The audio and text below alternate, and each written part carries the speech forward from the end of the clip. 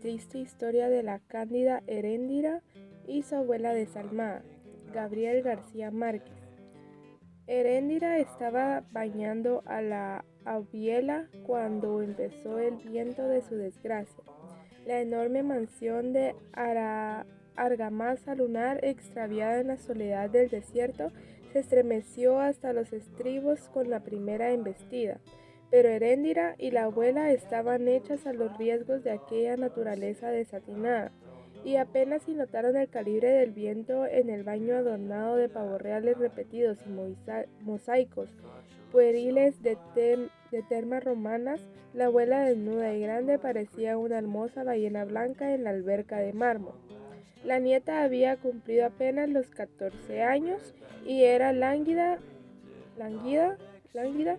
y de huesos tiernos, y demasiado mansa para su edad, con una parsimonia que tenía algo de rigor sagrado. Le hacía abluciones a la abuela con un agua en la que había hervido plantas depurativas y hojas de buen olor, y éstas se quedaban pegadas en las espaldas suculentas, en los cabellos metálicos y sueltos, en el hombro potente tatuado sin piedad con un escarnio y de marineros.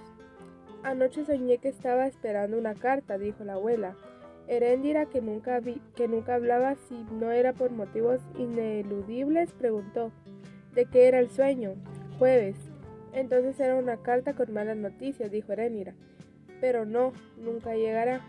Cuando acabó de bañarla, bajó a la abuela a su dormitorio. Era tan gorda que solo podía caminar apoyada en el hombro de la nieta o un báculo que parecía obispo, pero aún en sus diligencias más difíciles se notaba el dominio de una grandeza anticuada. En la alcoba, compuesta con un criterio excesivo y un poco de mente como toda la casa, Heréndira necesitó 2 horas más para arreglar a la abuela. Le desenredó el cabello hebra por hebra, se lo perfumó y se lo peinó. Le puso un vestido de flores ecuatoriales, le empolvó la cara con harina de talco, le pintó los labios con carmín, las mejillas con colorete, los párpados con almizcle y las uñas con esmalte de nácar. Y luego la tuvo emperifollado con una muñeca más grande que el tamaño humano. La llevó al jardín artificial de flores sofocantes como las del vestido. Se sentó en una poltrona que tenía el fundamento y la alcurnia de un tronco, y la dejó escuchando los discos fugaces del megáfono de bocina. Mientras la abuela navegaba por las ciénagas del pasado, Heréndira se preocupó de barrer la casa, que era oscura y abigarrada, con muebles frenéticos y estatuas de césares inventados, y arañas de lágrimas y ángeles de alabastro, y un piano con barniz de oro, y numerosos relojes de formas de medidas imprevisibles. Tenía en el patio una cisterna para almacenar durante muchos años el agua llevada al lomo de indio desde manantiales remotos, y en una argolla de la cisterna había un avestruz raquítico, el único animal de plumas que pudo sobrevivir al tormento de aquel clima malvado. Estaba lejos de todo, en el alma del desierto, junto a la ranchería de calles miserables y ardientes. Desde los chivos se suicidaban la desolación cuando soplaba el viento de la desgracia. Aquel refugio incomprensible había sido destruido por el marido de la abuela, un contrabandista legendario que se llamaba Amadís, con quien ella tuvo un hijo que también se llamaba Amadís y que fue el padre de Heréndira. Nadie conoció los orígenes ni los motivos de esa familia. La versión más conocida en lengua de indios de Amadís: el padre había rescatado a su hermosa mujer de un prostíbulo de las Antillas, donde mató a un hombre a cuchilladas y la traspuso para siempre en la impunidad del desierto. Cuando los amadises murieron, uno de los fiebres melancólicas y otro acribillado en un pleito de rivales, la mujer enterró los cadáveres en el patio, despachó a las 14 sirvientas descalza y siguió apacentando sus sueños de grandeza en la penumbra de la casa purgativa. gracias al sacrificio de la nieta bastarda que había criado desde el nacimiento. Para dar cuerda y concretar a los relojes, Herénida necesitaba 6 horas. El día en que empezó su desgracia no tuvo que hacerlo, pues los relojes tenían cuerda hasta la mañana siguiente. Pero en cambio debió bañar y sobrevestir a la abuela, fregar los pisos, cocinar el almuerzo y bruñir la cristalería. Hacia las 11, cuando le cambió el agua al cubo del avestruz y regó los hierbajos desérticos de las tumbas cortiguas de los Amadises, tuvo que contrariar el coraje del viento que se había vuelto insoportable, pero no sintió el mal presagio de que aquel fuera el viento de su desgracia. A las 12 estaba puliendo las últimas copas de champaña, pero percibió un olor de caldo tierno y tuvo que hacer un milagro para llegar corriendo hasta la cocina sin llegar a su paso un desastre de vidrios de Venecia.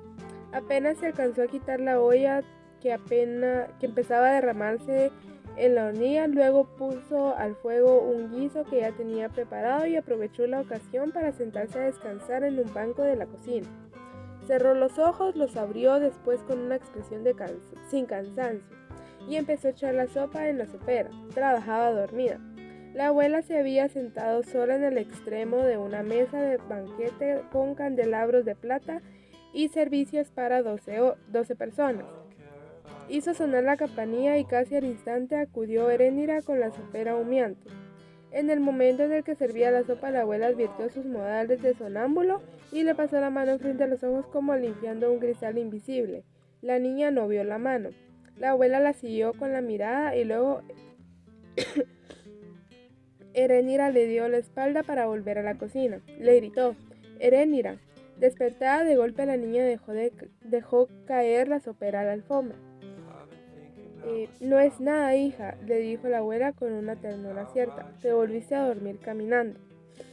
«Es costumbre del cuerpo», se excusó Herénida. Recogió la sopera, todavía aturdida por el sueño, y trató de limpiar la mancha de la alfombra. «Déjala así», dijo disuadió la abuela. «Esta tarde la lavas».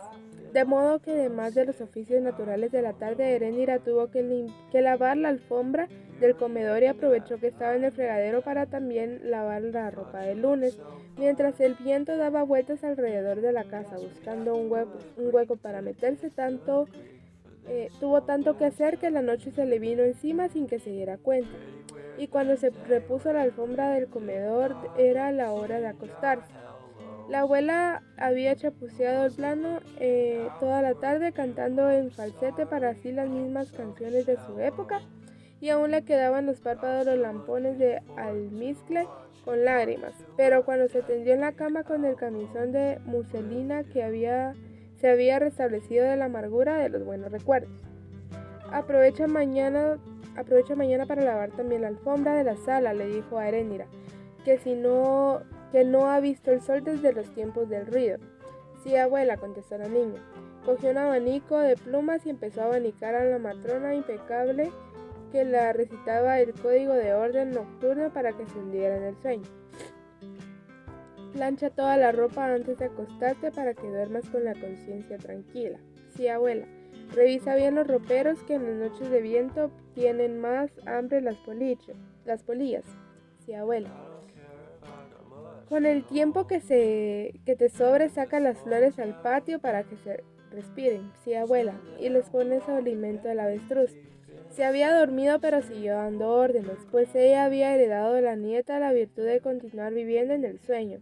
Herénida salió al cuarto sin hacer ruido e hizo los últimos oficios de la noche, contestando siempre a los mandatos de la abuela dormida. «Le das de beber a las tumbas». «Sí, abuela». «Antes de acostarse, fíjate que todo quede en perfecto orden, pues las cosas sufren mucho cuando no se les pone a dormir en su puesto». «Sí, abuela». «Y si vienen los Amadises, avísales que no entren», dijo la abuela, «que las gavillas del Porfirio Galán los están esperando para matarlos». Herénida no le contestó más, pues sabía que empezaba a extraviarse en el delirio, pues no se saltó una orden. Cuando acabó de revisar las fallebas de las ventanas y apagó las últimas luces, cogió un candelabro del comedor y fue alumbrado al paso de su dormitorio mientras las pausas del viento se llenaban con la respiración apacible y enorme de la abuela dormida. Su cuarto era también lujoso, aunque no tanto como el de la abuela, y estaba atiborrado de las muñecas de trapo y los animales de cuerda de su infancia reciente. Vencida por los oficios bárbaros de la jornada, Herénida no tuvo ánimos para desvestirse, sino que se puso el candelabro de la mesa de noche y se tumbó en la cama. Poco después, el viento de su desgracia se metió en el dormitorio como una manada de perros y volcó el candelabro contra las cortinas.